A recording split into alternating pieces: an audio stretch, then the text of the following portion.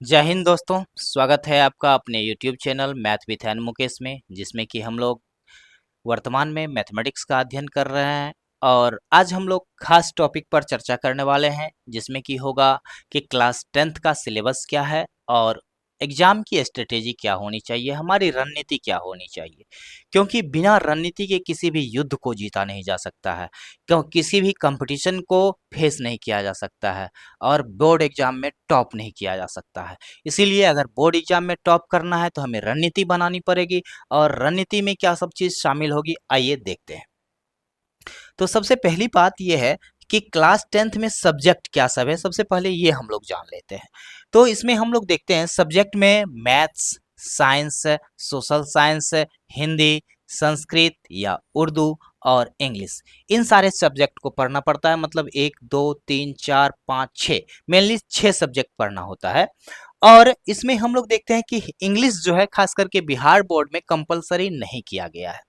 तो इसका मतलब ये नहीं है कि कंपलसरी नहीं है तो हम इसे पढ़ेंगे नहीं।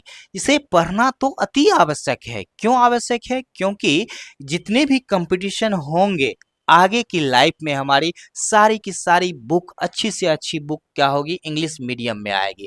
और अगर आपकी इंग्लिश कमजोर है तो फिर आपका जो है सो अच्छा अच्छा बुक पढ़ना जो है सो संभव नहीं हो पाएगा। इसीलिए इंग्लिश पढ़ना आपके लिए आवश्यक है। संस्कृत और उर्दू ये तो भाषा है जो कि आपको चुनना पड़ेगा। इस दोनों में से आप किसी एक को चुन करके पढ़ सकते हो।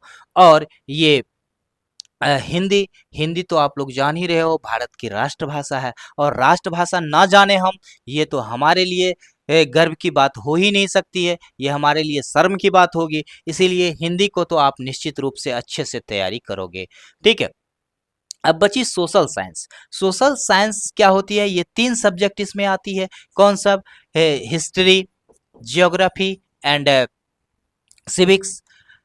History, geography and civics. अब देखिए, हिस्ट्री, ज्योग्राफी और सिविक्स हमें पढ़ना क्यों चाहिए, इस चीज का सबसे पहले हम लोग देखते हैं। हिस्ट्री क्या करती है? हमारी इतिहास बताती है, मतलब हमारे पीछे जो गुजरा है, तो उस गुजरे हुए चीज को अगर हम जानेंगे तो हमें ये सीखने को मिलेगा कि हमें क्या करना चाहिए, क्या नहीं करना चाहिए। तो इसीलिए हिस्ट्री हमें पढ़ना पड़ेगा। जैसे हिस्ट्री आपकी पहचान देती है। हिस्ट्री जैसे आप हो कि आपके पिताजी हैं, आपकी पहचान कहाँ से है? आपके पिताजी से है। और आपके पिताजी क्या है? आपके दादाजी क्या है? आपकी हिस्ट्री है। तो हिस्ट्री हमें क्या करती है? हमारी पहचान देती है और हमें ये सीखने का मौका देती है कि हमें क्या करना है और क्या नहीं करना है। उसके बाद ज्योग्राफी। ज्योग्राफी तो आप देख रहे हो, ज्योग्राफी क्या है कि इस पृथ्वी पर कहाँ क्या है, कब कैसा मौसम होगा, किस तरह से कहाँ जाया जा सकता है, हमें कहाँ जाने के लिए किस चीज का उपयोग करना पड़ेगा, सूरज कब निकलेगी, कब डूबेगी, ये सारा चीज का जानकारी हमें कहाँ से मिलेगा, कब सूरज ग्रहण लगेगा, कब चंद्र ग्रहण लगेगा, इन सारी चीजों के बारे में हम लोग कहाँ पढ़ते हैं? ज्योग्राफी में पढ़ते हैं। उसके बाद देखिए सिविक्स। सिविक्स में हमें राजनीतिक जीवन के बारे में पता चलता है कि अभी वर्तमान में राजनीति क्या चल रही है, पहले क्या चल रही थी और आगे आने वाले भविष्य में कैसा चलना चाहिए, वह यह तैयार करती है सिविक्स। सिविक्स पढ़ेंगे तो आपको इस चीज का पूरा कॉन्फिडेंस आ जाएगा कि हमें क्या करना चाहिए। अब बची साइंस। साइंस तो वर्तमान में क्या है ये तो आप जान ही रहे हो। आज साइंस है तो हम आपके सामने हैं, अगर साइंस ना होती तो हम आपके सामने नहीं होते। ठीक है। अभी आप देख रहे हो, आप इंडिया क्या वर्ल्ड के किसी भी कोने से आप हमें देख सकते हो। अगर ये साइंस ना होती तो आप हमारे गांव, हमारे क्षेत्र में आके ही हमसे मिल सकते थे, जो कि सबके लिए संभव तो था नहीं।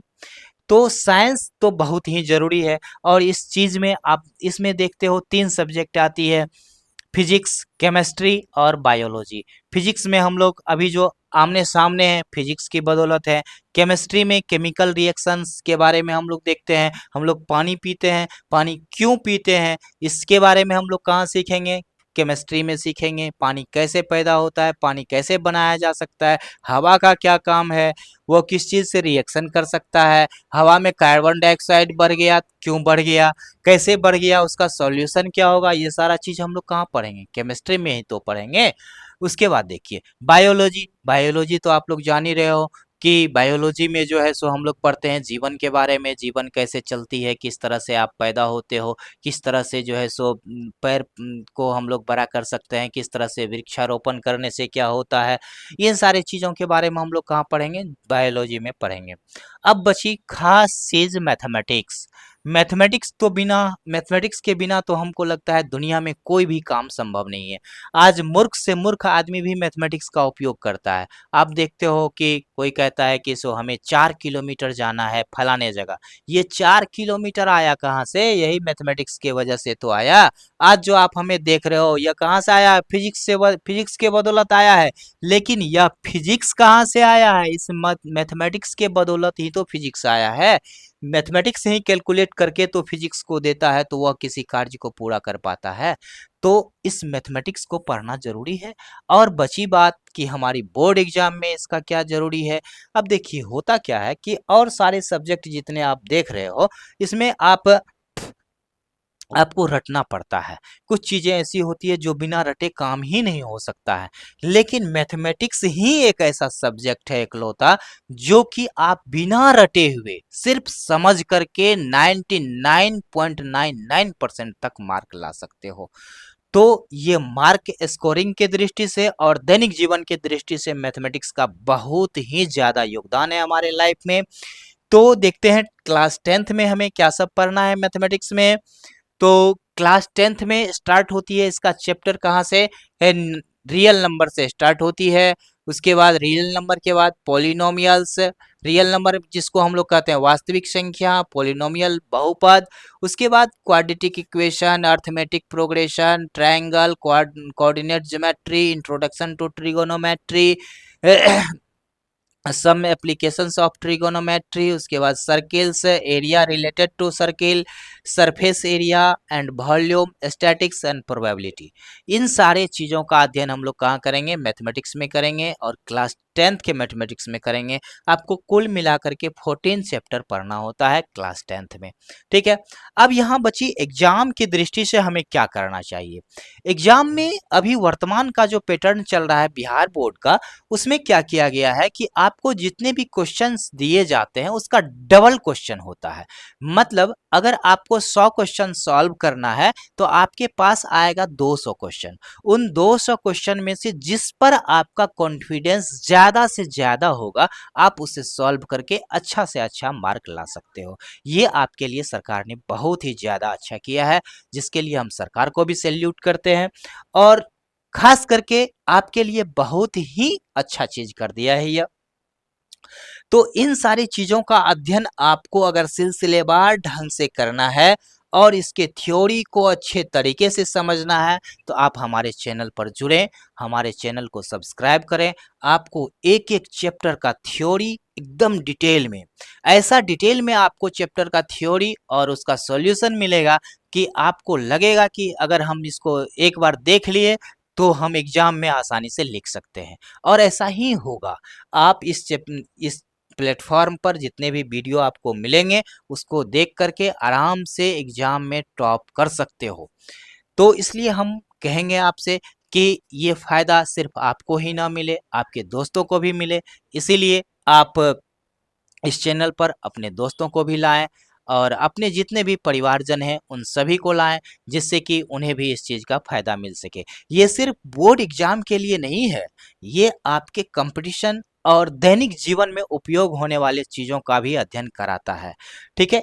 ये जो चैप्टर्स आपको दिख रहा है, ये सिर्फ बोर्ड एग्जाम के पॉइंट ऑफ व्यू से नहीं है, ये आपके दैनिक जीवन में भी उपयोगी है। इसीलिए आप इसको अच्छे से पढ़ेंगे।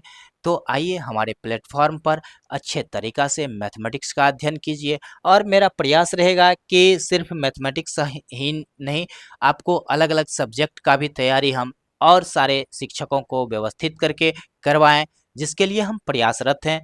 चूँकि अभी ऑनलाइन आप हमें देख रहे हो और ऑनलाइन ही हम इस व्यवस्था को लाना चाहते हैं, जिससे आप घर बैठे तैयारी अच्छे से अच्छे कर सको। इसीलिए हम चाहेंगे कि आप अपने दोस्तों के साथ, अपने परिवारजनों के साथ इस वीडियो को देखें और ज़्यादा से ज़्यादा फैलाएं, जिससे ज़्यादा से ज़्यादा बच्चे को फ़ायदा मिल सके। तो आज का टॉपिक हम यहीं ख़त्म करते हैं। मिलते हैं अगले टॉपिक में, अगले एक्सरसाइज से स्टार्ट करेंगे, फिर देखते हैं कि आगे क्या सब कर सकते हैं। तब तक के लिए जय हिंद।